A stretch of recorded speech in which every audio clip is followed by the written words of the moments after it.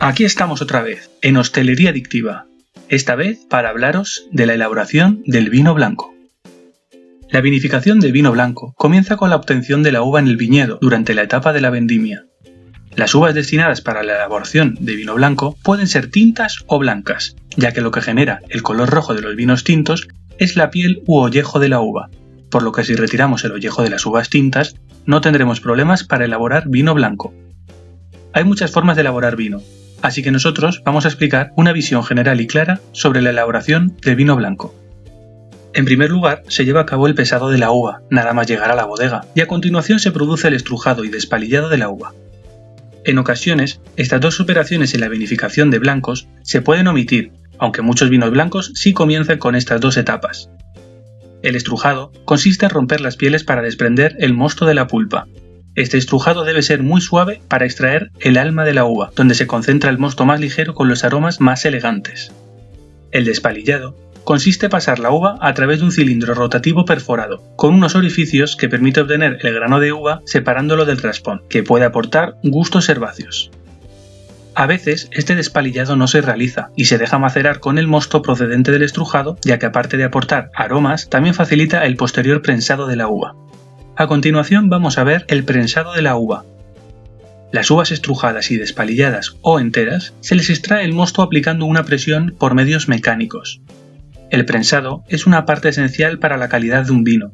Dentro del prensado de la uva podemos diferenciar tres tipos de mosto resultantes. El mosto flor, que procede de un prensado suave y que se utilizará para las primeras marcas de las bodegas. El mosto de primeras, que se obtiene a mayor presión. Y el mosto de segundas, que será el mosto que se obtiene a mayores presiones. Después, el mosto se bombea a través de un cambiador de calor para bajar la temperatura del mosto, así retrasará el proceso de oxidación y se contribuye a evitar la pérdida de sabor y que la fermentación empiece demasiado pronto. En ocasiones, y por la misma razón, también se adiciona en este punto algo de dióxido de azufre.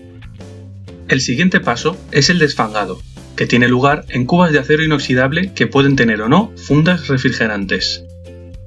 El objetivo del desfangado es dejar el mosto limpio y eliminar las partes sólidas de este.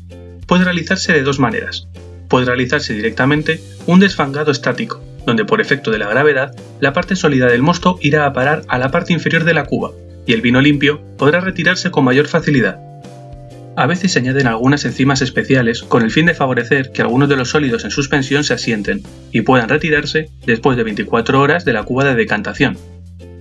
También en ocasiones se añade algún gas inerte en la parte superior de la cuba de decantación para evitar la entrada de oxígeno y evitar la oxidación del mosto o una prefermentación. El otro método de desfangado se realiza de forma mecánica en el cual el mosto se introduce dentro de una prensa neumática que posee una membrana de goma que se irá inflando y presionando la pulpa y restos sólidos contra el cilindro de acero inoxidable perforado, reteniendo la parte sólida y filtrando la parte limpia. También cabe la posibilidad de llevar a cabo primero un desfangado mecánico y posteriormente un desfangado estático. Después de esto, el mosto, mucho más limpio, se bombea a unas cubas de fermentación de acero inoxidable a temperatura controlada, donde tendrá lugar la fermentación alcohólica. El método tradicional, que aún también se lleva en práctica, se fermenta en tinas de madera. En este momento se puede añadir o no levaduras especiales y se lleva a cabo la fermentación, que a través de las levaduras se transformarán los azúcares en alcohol, dióxido de carbono, calor y otros productos secundarios. La temperatura de fermentación para vinos blancos ronda entre los 12 a 17 grados centígrados.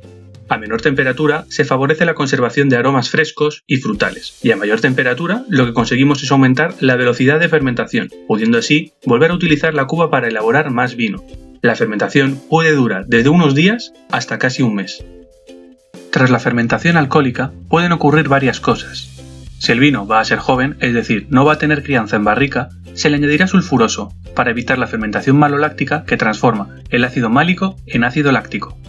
Otra forma de evitar esta fermentación maloláctica sería mantener el vino a baja temperatura, por debajo de los 18 grados centígrados, y añadir algo de sulfuroso antes de embotellar. La otra opción es llevar a cabo la elaboración de un vino blanco de crianza, que aunque son menos comunes, también son muy especiales. Para ello, el vino llevará a cabo la fermentación alcohólica y maloláctica.